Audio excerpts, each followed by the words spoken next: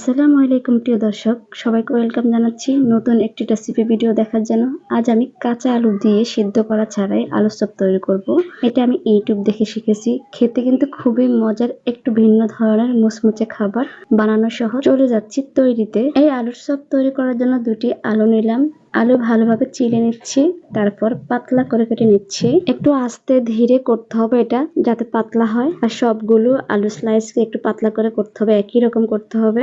এখন পরিষ্কার করে ধুয়ে নিচ্ছি। দেখে নিচ্ছি, বুঝতে পেরেছেন কতটা পাতলা করেছি।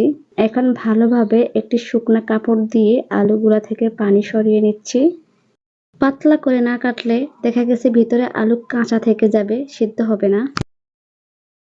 আলুর চপ তৈরি করার জন্য ব্যাটার তৈরি করে নিব। নিয়ে নিলাম 1 কাপ বেসন, 1.5 টেবিল চামচ কর্নফ্লাওয়ার, স্বাদ মতো লবণ, সামান্য হলুদের গুঁড়া, সামান্য গোলমরিচের গুঁড়া, 1/2 চা চামচ ধনিয়ার গুঁড়া, 1 টেবিল চামচ ভাজা লাল মরিচের গুঁড়া, যেটাকে আমরা ভদ্র ভাষায় বলি চিলি ফ্লেক্স, 1/2 চা চামচ আদা রসুন বাটা, কাঁচামরিচ কুচি, ধনিয়া পাতা কুচি।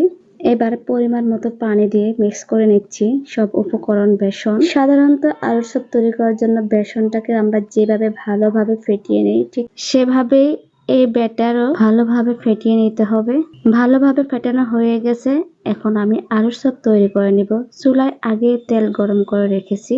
এখন এখান থেকে একটি আলুর স্লাইস নিয়ে এভাবে ব্যাটারে দিয়ে দিলাম, তারপর তেলে দিয়ে দিচ্ছি।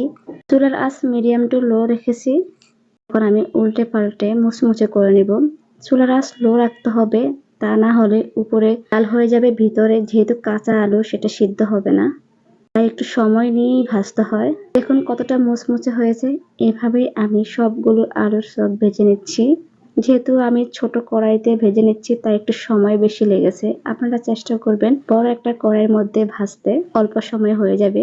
একটি কাঁচা আলুর চপ ভেঙে দেখাচ্ছি কতটা ফুলকো এবং ভিতরে আলু কতটা নরম হয়েছে।